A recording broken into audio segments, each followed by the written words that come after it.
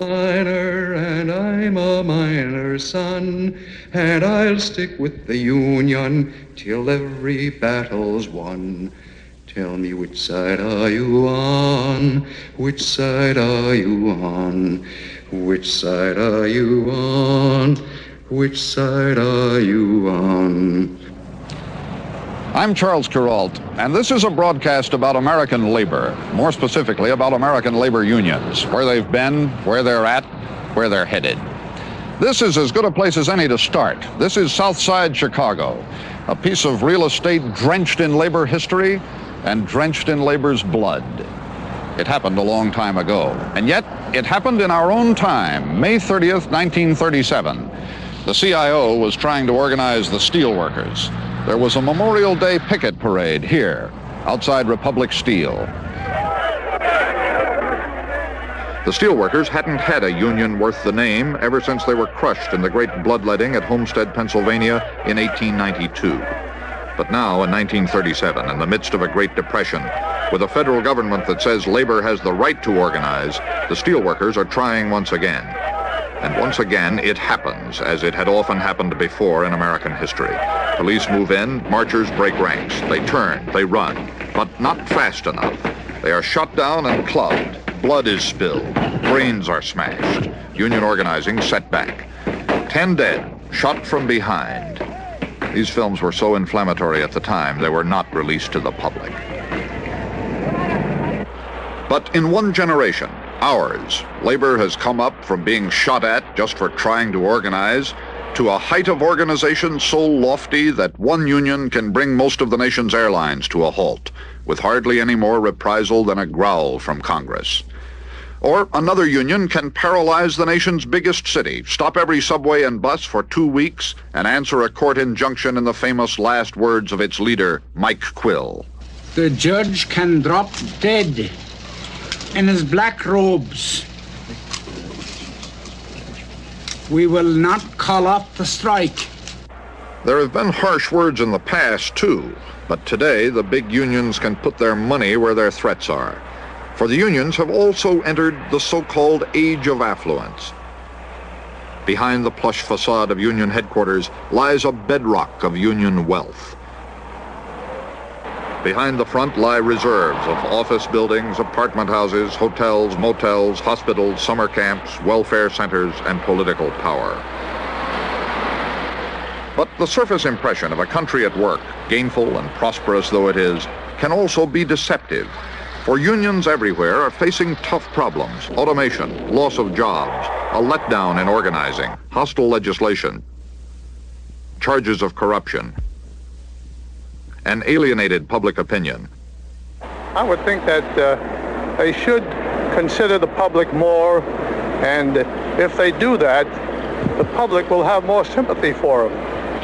They're out to make a name for themselves, the individual leaders, and they're politically minded, and they're really not serving the purpose of the membership at all. Someone once asked Samuel Gompers, the first leader of the AFL, just what his trade union philosophy was. Gompers answered in one word: more. But is more enough today?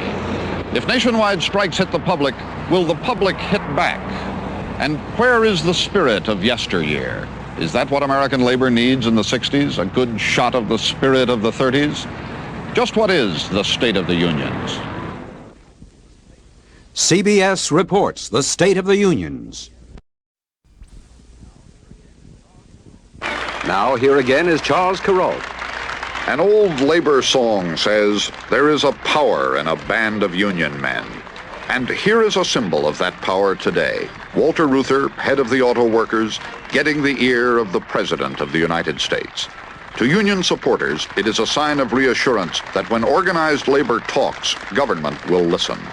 To union critics, it's a confirmation of what they consider to be organized labor's dangerous strength. The fact of the matter is that written right into the law, into the statutes passed by Congress, are numerous special privileges available to unions, available to no one else. For example, a union can acquire the authority to bargain for people who don't want the union to bargain for him. In fact, a man may vote against union representation and find himself the next day unable to speak directly with his employer.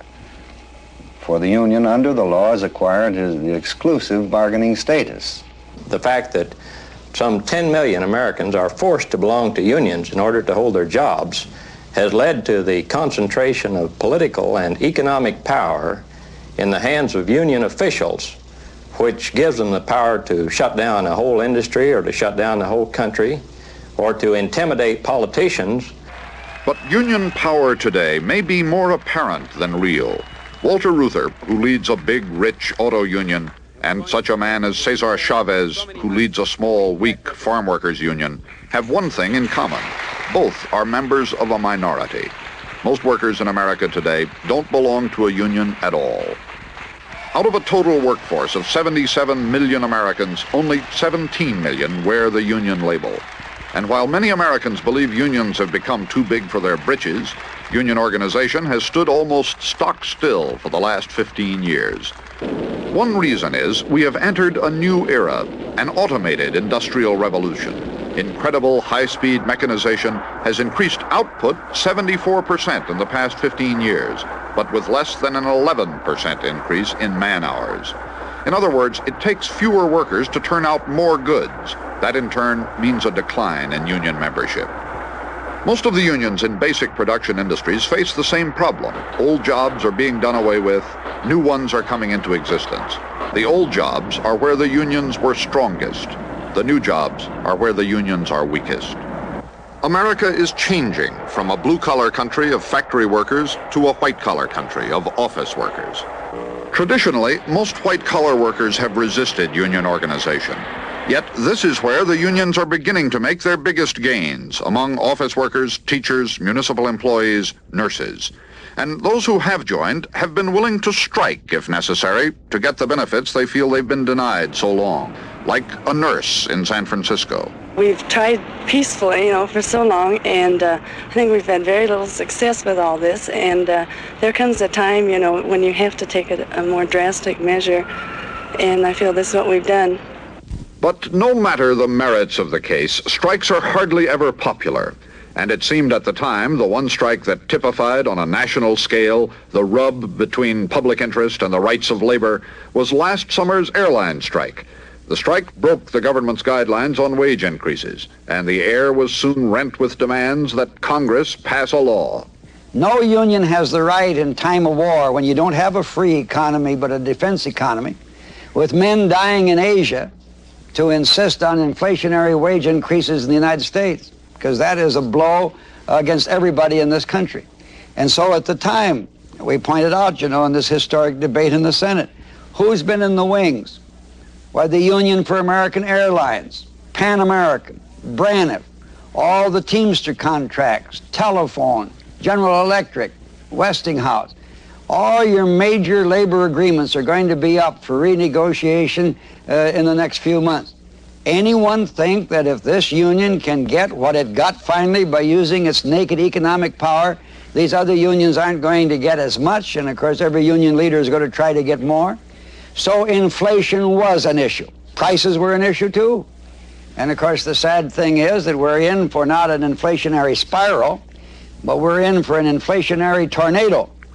If the unions are allowed to continue to get inflationary wage increases, and if management is allowed to continue to get inflationary price increases. Labor leaders like AFL-CIO President George Meany argued that the uproar over the airline strike was highly exaggerated. Are you concerned, Mr. Meany, about the image of labor in the minds of perhaps uninformed people that arises out of the strike with great inconvenience? I'm not worried about the image of labor in the minds of uninformed people. And as far as the informed people are concerned, and I speak now mostly of those who write editorials for the newspapers for which you people work, I don't give a damn, because they're the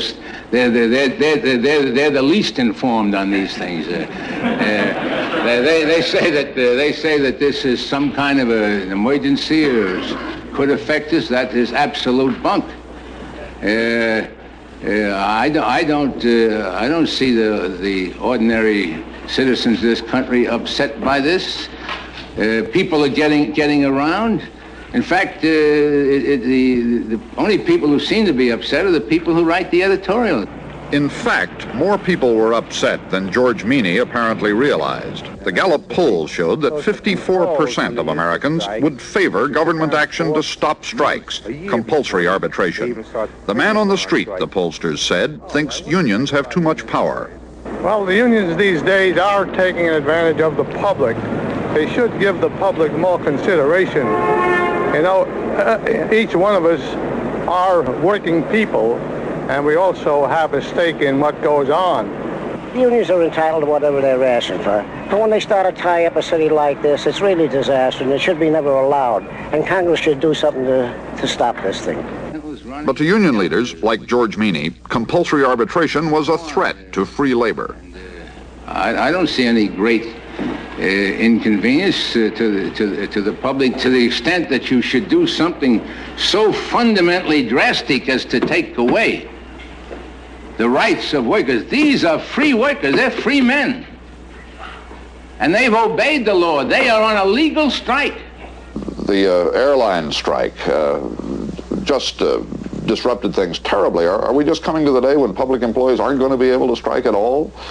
Well, I hope not, because I believe in the right of public employees to strike. And I believe in the right of the teachers and the social workers and the nurses and the airline mechanics to strike. I think that's a price that we have to pay in our society if we're going to maintain the kind of institutions of a democratic society. The trouble is, however, that we just say we want democratic unions. Well, we say it in different ways. What happens is, if there's a tremendous attack on union leaders like Hoffa and other union leaders, because allegedly they run, and perhaps many of them do run, very undemocratic unions, you know, in which Hoffa, he gives the orders and everybody does what he has to say. And the newspaper editorials say, isn't that terrible, and we deplore this, and the union members ought to have a right to run their own unions. Then, when the union members do have the right to run their own unions, but they run them in a way that the public doesn't like them, so that there may be a Teamsters strike, which is an unpopular strike, then the very same newspaper which has condemned Hoffa for being a dictator will run an editorial saying, why doesn't Hoffa come in here and tell these people to get back to work and get them back to work? Now, the fact is, this country's got to decide what it wants. Well, I think the right to strike is a basic right which the unions have and must have in order to implement their demands. But as is true in many phases of our economy, sooner or later, and now it has already happened, power becomes abused. In other words, when the right to strike ignores what is loosely called the public interest, really a very difficult thing to define, then that power must in some way be inhibited. Now, basically, we have a situation where many unions are in a position to paralyze the economy. Now, when this happens, in some way the public must be protected. Well, if it isn't in the public interest to have that kind of a strike, why is it in the public interest to have airlines that operate for profit? If it isn't in the public interest for the union members to try to get as much as they can, then why is it in the public interest for the airlines to be getting as much as they can? And they were getting very rich and very fat.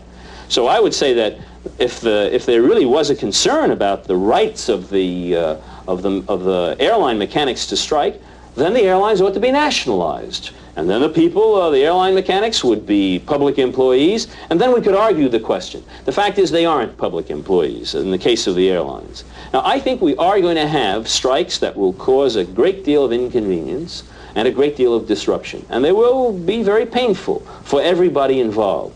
And I also think that's the price we have to pay in a democratic society. What about other accusations that have been made against unions? What about corruption and communism and racial discrimination? In a congressional investigation of James R. Hoffa, the committee, with Robert F. Kennedy as counsel, accused Hoffa's Teamsters Union of being riddled with racketeers and hoodlums. And the country learned how union leaders can foist low-paid contracts on their members in return for favors, how they can manipulate pension funds and use strong-arm methods to eliminate union democracy. There were three principal results from that investigation. The Teamsters were expelled from the AFL-CIO.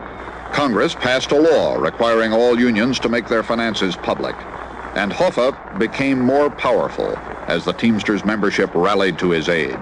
This year, they raised his salary to $100,000, and they voted him $1 million to defend himself against a conviction and jail sentence for tampering with a jury. There have been corrupt union leaders. There no doubt still are. But experts in the field say union racketeering is not as frequent today as similar misdeeds in private industry. As for communism in unions, this has not been a significant issue since 1949, when the CIO expelled a number of unions for being under communist domination. With few exceptions, those unions either changed their political tack or were absorbed by others or declined in strength. The charge of racial discrimination, however, many unions cannot escape. A great many craft and construction unions, while denying racial bias, have kept Negroes out of their unions, out of training schools, and out of jobs. The Labor Secretary of the National Association for the Advancement of Colored People, Herbert Hill.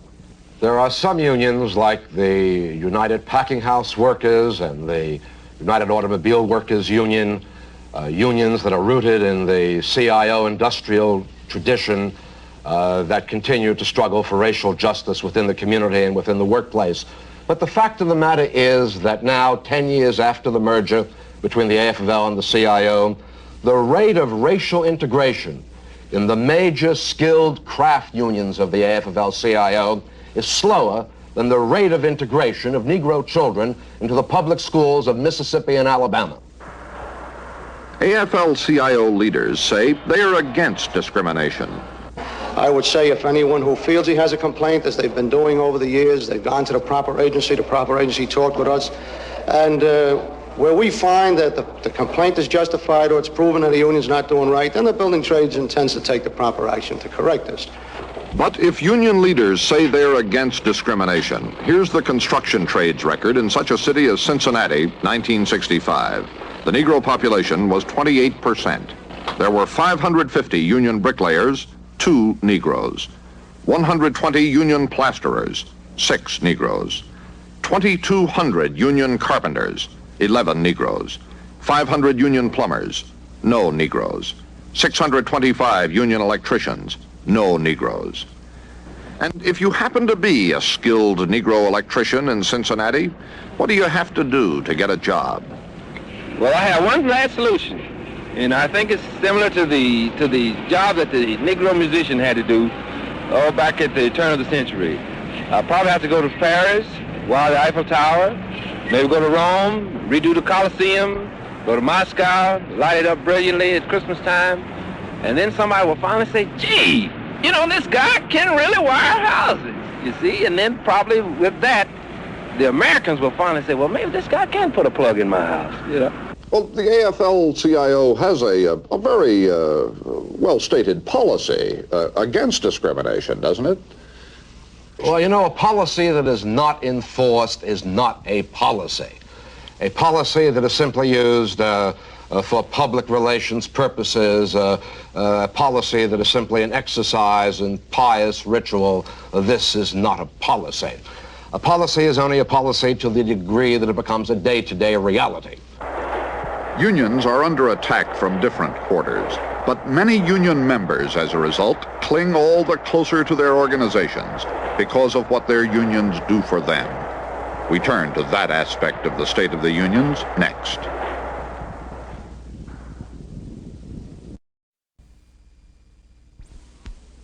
Here again is Charles Kuralt. Clarence Darrow used to say, I am a friend of the working man, and I'd rather be his friend than be one.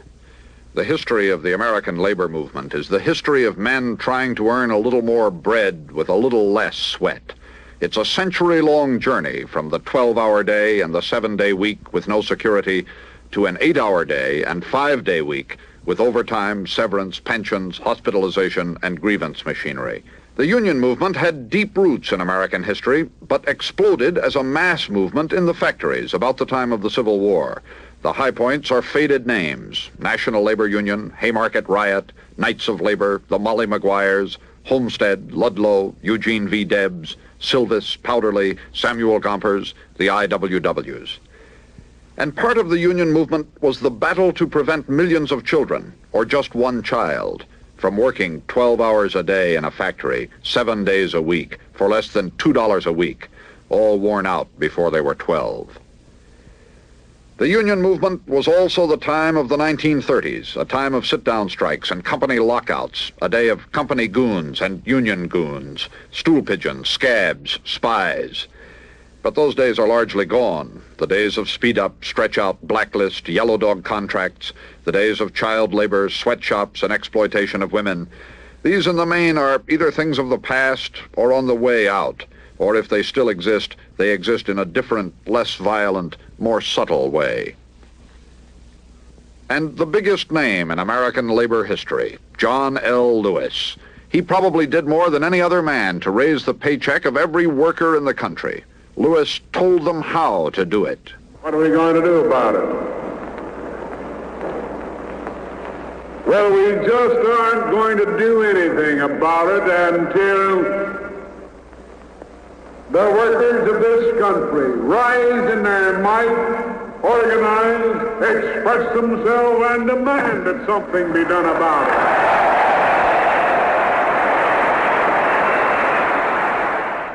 And then there was a young auto worker named Walter Reuther. In May of 1937, Reuther was trying to organize at Ford's River Rouge plant. The company's service department, really private police, came along. They beat Reuther and his organizers to a pulp.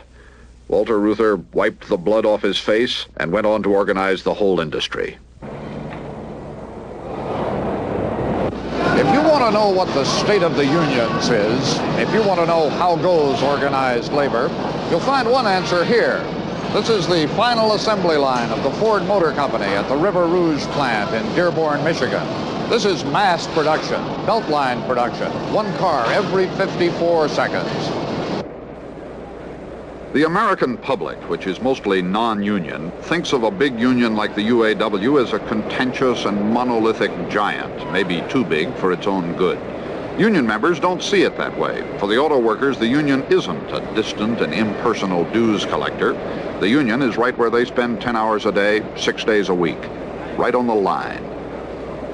Well, I think the union was necessary for one very important thing. And that's seniority, to safeguard your job after you've been on there for maybe 4 or 5 years, if you could last that long. When you worked your part of the union, in order to keep your job, it was a matter of going out and cutting the boss's grass. It was a matter of bringing a guy in a quart of whiskey that you worked for, a matter of going out and painting his house and his garage. And even with this, 9 times out of 10, you wasn't sure whether you was going to work or not. Now, you take like vacations, you get 4 weeks.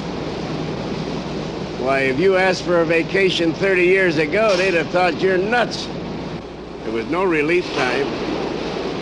And if you did want to have a drink, you would have to work yourself up to run to the fountain and run back again.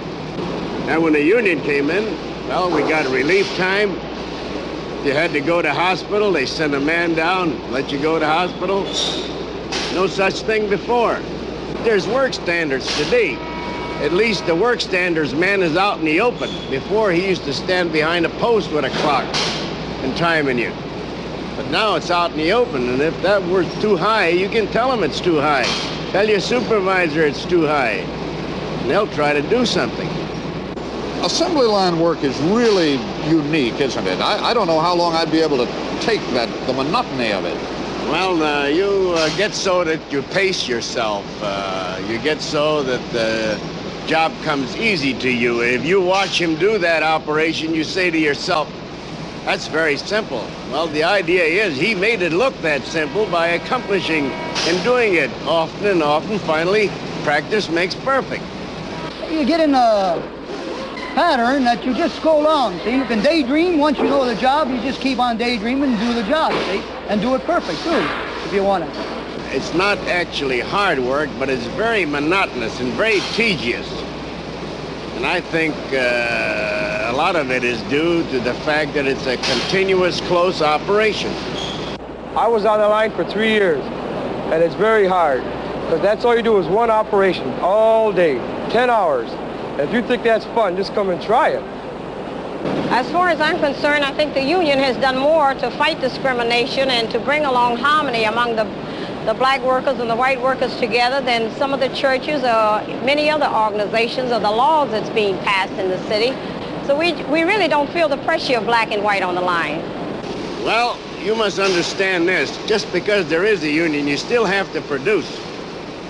You know, you don't get paid for doing nothing. You don't get paid for doing nothing. For the past few years, the auto workers have produced plenty and have been well paid.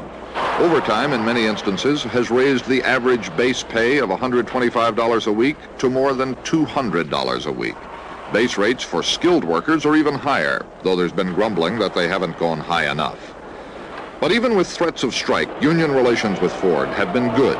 It would have been unthinkable in pre-union days for the company to let reporters with cameras onto the production line to ask workers how they felt about unions and management. But we were given the freedom of the plant, and the workers were uniformly free with their opinions, like assembly line veteran Henry Soroka. What was it like, Mr. Soroka, around here in the old days? Well, they used to kind of speed it up here a little bit for the fellows. I remember the time when I had 3 high-cycle motors over my head. Grab one, tighten up a bolt, and grab another one, try and tighten it up. Meanwhile, the third one would hit me in the head. So they had 3. Nowadays, they don't run that many motors, see? Yeah. A man has a production standard. He has so much to do, and that's all he has to do, see? But wasn't for the union, why, I don't know. I couldn't tell you conditions right now, see, compared. Was it difficult getting the union in here? Oh, yeah, very difficult. It just happens to be you're talking to one of the voluntary organizers of this place. What exactly happened to you during the violence that they had around here during the organizing days? I've got scars to show for this. Lip, nose, my head. I spent 9 weeks in the Keys Hospital in Dearborn. That was during the strike. When we were on strike, I got beat up by a bunch of scabs. That's what they call them, see? And, but if I had to do it over, I'd never regret it. I'd do it again. Because it was something that we were fighting for, what we needed. Yeah. Do you think that young men of 19 going to work today have the same kind of union zeal that you had back in the 30s? Well, I wouldn't truthfully say that. Some have and some don't. Do you think the unions would be better off if everybody felt the way they did back in the 30s about the unions? I think they would. They'd be more, they'd be solid instead of the way they are right now. They're lax too much. Some of the members don't come to the meetings, the young ones. They say, well, let the other guys take care of it, see? Do you have any complaints against the automobile workers, or do you think it's just a perfect union? Against the union? Yeah. Is there anything about the union that as a union member you'd like to see No, change? I'm a union man. Why would I want to say anything against the union for? If you want to know how the United Auto Workers got so big and powerful, here is the whole explanation. Men like Henry Soroka were once willing to get their noses broken for the union, and it now fights for them. When a union member takes his vacation, the company keeps paying him while he takes it. If a union member is laid off, the company helps pay up to 70% of his salary in unemployment benefits. It is a rich industry. Because of the union, the riches are being spread around. And when a union member retires, the company pays a pension up to $400 a month. Here is the ultimate measure of the UAW's pervasive role in the life of its members. When their working days are over, they often as not retire to the union hall. They are not production workers anymore, but union men, they still are. Things seemed like life got more interesting after the union came in. So you have something more to look forward to, and if there was any trouble, if you was right, well, you had somebody to help you out in it. Before, if you was right, regardless you was right, they were right. You didn't have no chance to talk back. Would that answer that question? How do you think you would be spending your retirement right now if there never had been a union? I don't think I'd have been alive today. The story is told that when Nikita Khrushchev visited this Rouge plant of the Ford Motor Company and saw this lot filled with cars, He was sure the Ford executives had placed all these cars here just to impress him. The fact is, this mile-long lot is just one of several places around here where the workers park their cars. It is a symbol of the prosperity of organized labor. But there are in this country millions of workers who don't drive new cars, who are not organized, and who are not prosperous. That part of our story in a moment.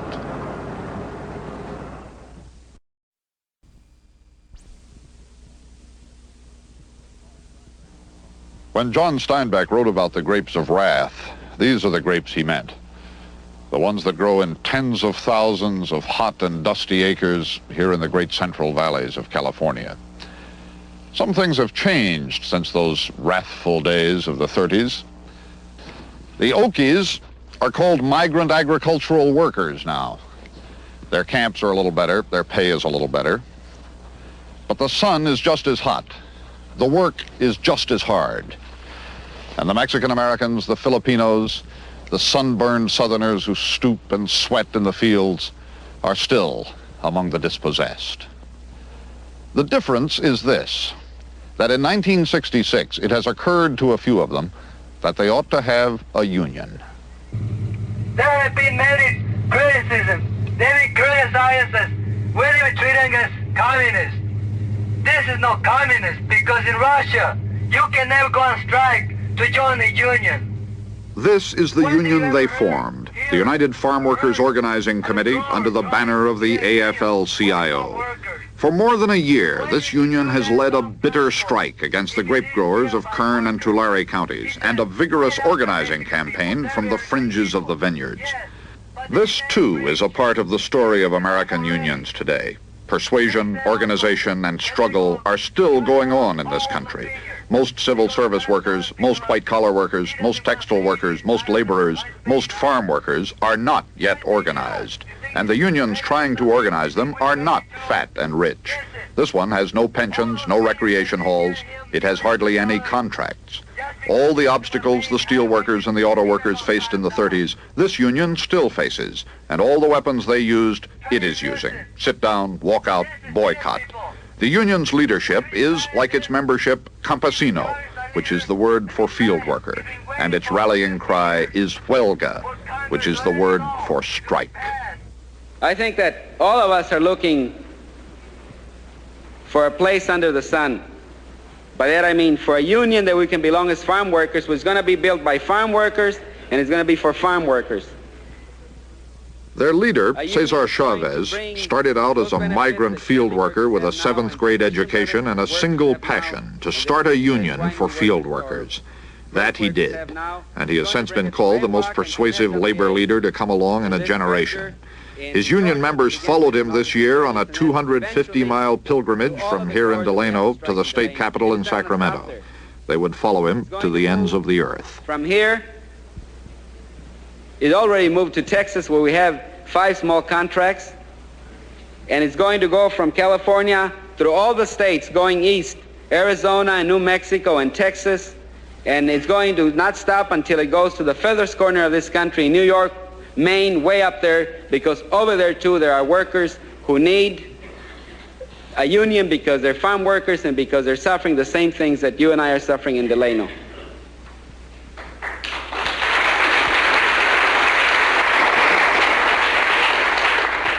Cesar Chavez's vision of a truly national farm union depends on the staying power of these people who come to eat in their union strike kitchen on the outskirts of Delano. The evidence is they are willing to stay on strike until they win.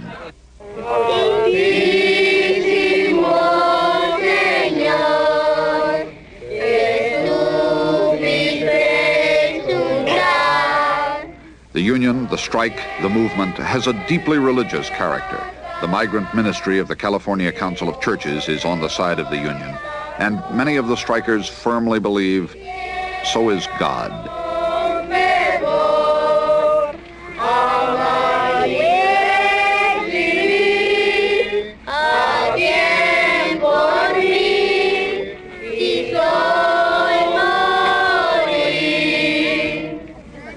We have a combination, a real tough combination, pitted against us.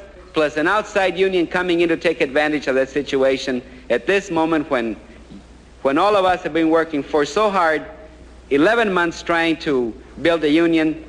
They're coming in at this time to destroy what we're trying to do. How about you boys? Everybody got a soda? The outside union Cesar Chavez was talking about is the Teamsters Union, which has opened a fight to beat the AFL-CIO union on its own ground. So this is another obstacle out of the 30s for Cesar Chavez, a jurisdictional dispute. And the Teamsters have certain advantages: money, experience, and professional organizers. We're out to help you. We are not to hurt you, so that you understand. Still, when the first big election between the two unions came up at the huge DiGiorgio Corporation farm last August, it was Cesar Chavez's struggling new union which won, and the Teamsters who lost. We are not sophisticated like what the Teamsters would be able to hire as their organizers. But although that may be, we feel that we farm workers should have an organization of our own. Larry Itliong, an officer of the Chavez Union, had experience with farm strikes 30 years ago. Perhaps for that reason, when the workers in Delano insisted on a strike vote last year, he opposed the walkout. They said, we'll go on strike. So we told them it's the right to go on strike, but to go on strike, you suffer a lot of hardship. Maybe you get hungry, maybe you're going to lose your car, maybe you're going to lose your house, and those other things that they possess. So they said they don't care. They feel that they're not being treated fairly by their employers, so they took a strike vote. All right, they took a strike vote, and we asked them the question of picketing. So I said, remember, when you go on strike, we need pickets. So out of the approximate 150 people that were in that meeting, when we asked for them to raise up their hands for those that would volunteer to picket, only one raised his hand to picket. So we asked them why. I said, why is it that you don't want to picket? Well, they said, we don't want to picket our boss. We've been working for him for 10, 15, 30 years. We don't want him to get mad at us. So I said, well, forget about the strike. You go back and work. A couple of days later, they come back again. They wanted to have another meeting. And, well, we meet again.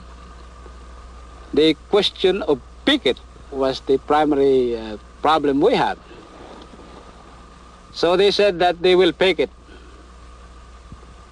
All right, 2 days after that, that's when we went on strike. If the workers' reluctance to strike their employers was a classic reaction, the employers' reluctance to recognize a union also followed a classic path. They were almost unanimously against it. Tough-minded, independent growers like Al Masakian had struggled successfully to make the desert give forth fruit. They said they couldn't raise the pay to $1.40 an hour or improve the working conditions, and besides, the working conditions are good enough as they are. If they want cold water, we give them cold water. They have their own breaks. They always take off about 10 o'clock, and they have their donuts and soft drinks, and it's just up to them. We don't force them to do anything. It's just all we're interested is in getting the fruit out and getting it out right. And the only thing we watch them is we go up and down the line and make sure that the right fruit gets in the right box. And the rest is all up to them. So you just don't think a union's necessary? I don't. If the union's going to come here and tell you what to do and they're going to strike and put you out of business for 3 weeks, they're just putting you out of business for 1 year, not 3 weeks. Because of the problem of the picking? Well, you can't never catch up. You're going to lose what we're picking today. We couldn't come back here 3 weeks to now pick this crop. It'd be lost. The Teamsters Union has as much as promised it will never strike during the picking season. So most growers hope that if there has to be a union in the grape fields, it turns out to be the Teamsters. But the AFL-CIO is now sending some of its top men to advise the Chavez Union, men like its National Director of Organization, William Kircher. The movement that was organized by Cesar Chavez and the one that's been operating out of this hall seem awfully amateurish by professional union standards. How can they really hope to accomplish anything? Well, I don't suppose there were ever any unions that were started and built by professionals. I am sure that there were no more amateurish amateurs in the whole history of labor than those auto workers in Flint and the steel workers in Gary and Youngstown who back in the mid-30s decided that the time had come to have a union. They certainly didn't know what to do. The sit-down strikes was simply something that they thought of as a means of getting from where they were to where they had made up their minds they were going to go. So that probably the amateur aspect of the organizer in the beginning days is a plus rather than a minus, you know. I have a good friend who says that one of the benefits of the amateur organizer is that he doesn't know all the reasons why it can't be done. So, not knowing all the reasons why it can't be done, they are here trying to do it, trying to build a union. In a time when the public thinks of unions as rich and powerful, the Farm Workers Union is still poor and weak. And because its members are not educated in history, they do not know what history sits in this hall with them.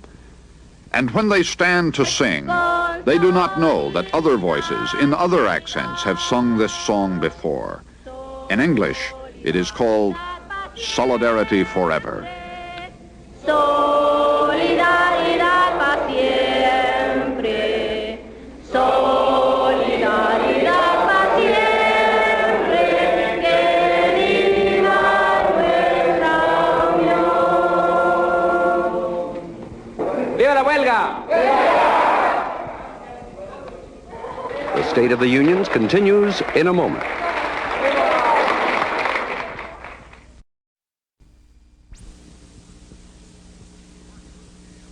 The merger of the AFL and the CIO in 1955 was more than a merger of the exclusive craft unions and the inclusive industrial unions. When Walter Reuther and George Meany brought the gavel down, it was a symbol that big business and big government had now been joined by big labor. But in the years since, the merged labor movement has not lived up to the expectations of many who once worked in it. Well, I think that what happened was that, I suppose, and perhaps it was inevitable, that unions ceased to be a movement and have become an institution. And today people look at the union and they think about it about the way I think of my membership in the Automobile Club. And the union, for its part, the union leadership, generally is satisfied to be looked on in this fashion. And therefore, there's no reason why people ought to take any special interest in unions. Because what are they doing for them? Well, they are taking good care of them, just as the Auto Club takes good care of me. But beyond that, they're not doing much more than performing that kind of service. One looks to the unions in vain for leadership on social issues, as it once gave leadership on social issues when the social issues were wages and hours and the recognition of unions. Today, those are not social issues of any major importance in the country. The crisis questions are in a different order. The area of technology, the area of race relations, the area of urban problems, the area of our relationships as a country with the rest of the world. And one looks in vain for the kind of leadership and the kind of voice that the unions once were on such kinds of questions. And that, to me, is the great disappointment of the unions, that with their success, they adopted a very short-range viewpoint. And they've come, in a sense, to the end of the road, unless they go into these new areas and, again, generate and create the kind of interest among their members about social issues that they once had. There are some critics of unions who say they're just not as militant as they used to be, that they've grown rich and fat, and they more nearly resemble the businesses they were founded to fight than the unions they were supposed to be. What kind of an answer do you have to critics who say that? Well, I know that they usually say it from pretty comfortable confines. I know the breed. There's, I think, a certain class of intellectual liberal today, usually someone who has had some kind of a direct connection with the labor movement in the past, who sits back and says these things today, and I think usually it's sort of a Freudian phenomena. They suddenly find themselves drinking awfully good scotch and eating awfully thick steaks, and bad-mouthing the labor movement is sort of an exercise of relief for their conscience. Do you think that their criticism is just entirely unjustified, or is there something to it? For example, where have been these big, rich unions over the last 20 years when the farm workers needed them? Well, you know, there's a tendency of all of us, and particularly, I think, the news media, to generalize. I think when you recognize that the labor movement, AFL-CIO, you're talking about 15 million people in 128 different national and international unions, 60,000 local unions spread around over the country, a free labor movement, free in the context that it's not part of the state, it's not part of the church, it's not part of any Democratic or Republican party. And as a result, you'll find that the membership is generally a cross-section of the community. It's no gainsaying the fact that in the South, where there are white citizens' councils, there are members of AFL-CIO unions who are members of white citizens' councils. We don't deny this. The thing that I constantly lament is the manner in which so frequently the exception is used to prove the rule. The fact is that we can renegotiate in a year's time, for example, 10,000 contracts without any struggle or strife. They're done just quietly in good spirit, and they are renegotiated, and you never hear or see a thing about them. But if in some one of these instances a strike occurs, this becomes front page news, and it characterizes unions. Not what has happened in the 10,000 cases. This doesn't characterize them. The exception is used to prove the rule. Today, trade unions perhaps don't have as much sympathy from the common people as they once had. But on the other hand, they have immense political power. So much political power, so many politicians behind them, so many administrative agencies behind them, that I believe the current situation is one in which businessmen are as brutally mistreated by unions and government as our mythological history indicates the trade unions once were. Well, during the last 30 years, there's been a considerable shift in power. Some 30 years ago, it was overwhelmingly on one side. The corporations had really the power of life and death over individual workers. Today, it's shifted to the point where the unions very often have the power of life and death. And an unfortunate illustration just in recent weeks was the power, in effect, to inflict death upon the Herald Tribune. This is a type of power which has gone really to the other extreme from that which prevailed before. We went back the other day over the last 6 years and compared the amount of time lost from strikes during this 6-year period with the preceding 6-year period. Both figures are so low that it's hard at first to appreciate them, but in the last 6 years, we've lost about 1/6% of the time worked from strikes. If I were to take my pipe and figure that as the amount of time lost from strikes, it would compare with the height of the Washington Monument, if that were the figure for time worked. I still don't dismiss the loss that's involved here. It's about 1/6%. That compares with about 1/4% over the preceding 6-year period. Now, you can do a lot of things with statistics. The figures that I've suggested don't in any way diminish the public injury that comes from something like the airline strike, from something like this transit strike in New York, from the loss of a newspaper as a result of a labor management dispute, Those things hurt, and you can't diminish that hurt. It's got to be weighed in the perspective of the fact that most of collective bargaining is working very well. I think we're doing pretty well, and by we I mean labor and management. As far as collective bargaining is concerned, there's no certainty in this particular area. There's no assurance that there will be a settlement, but we've paid less for our liberty in this particular area than any other country in the world. We haven't been faced with anything like the attack on the jugular which England faced this year when for a number of weeks its whole shipping industry was down. We haven't had national strikes the way they have them in France and in some of the other countries. We haven't achieved quite the maturity which they have in the Scandinavian countries, where there hasn't been a major strike now in over 20 years. But on net, I rather think that the freedom that we're enjoying here is at least worth the price we're paying so far, and I would be very reluctant about moving in on a legal prohibition basis, which might lead us to the kind of thing we had during the war. We had compulsory arbitration during the war, and before we were through, the National War Labor Board was settling 625 cases a week. That's the government. When you go that far, we all know we've made a mistake.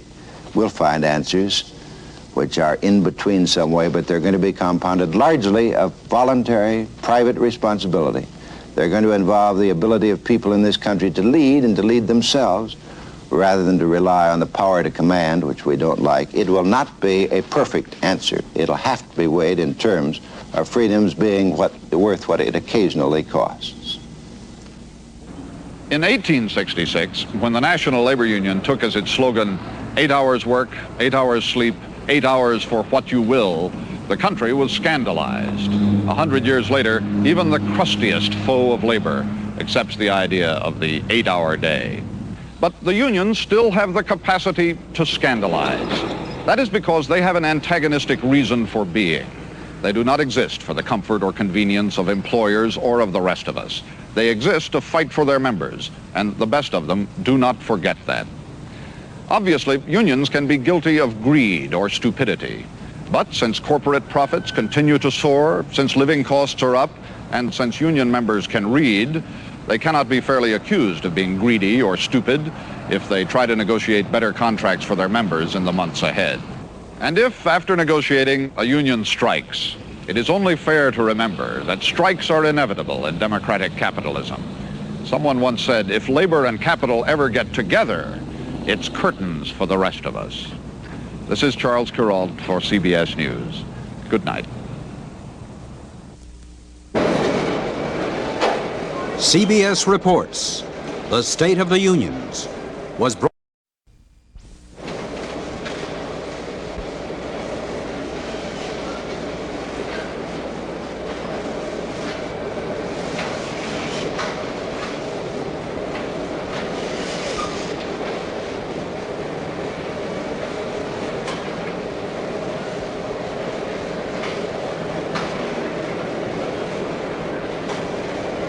This broadcast was filmed and edited under the supervision of CBS News.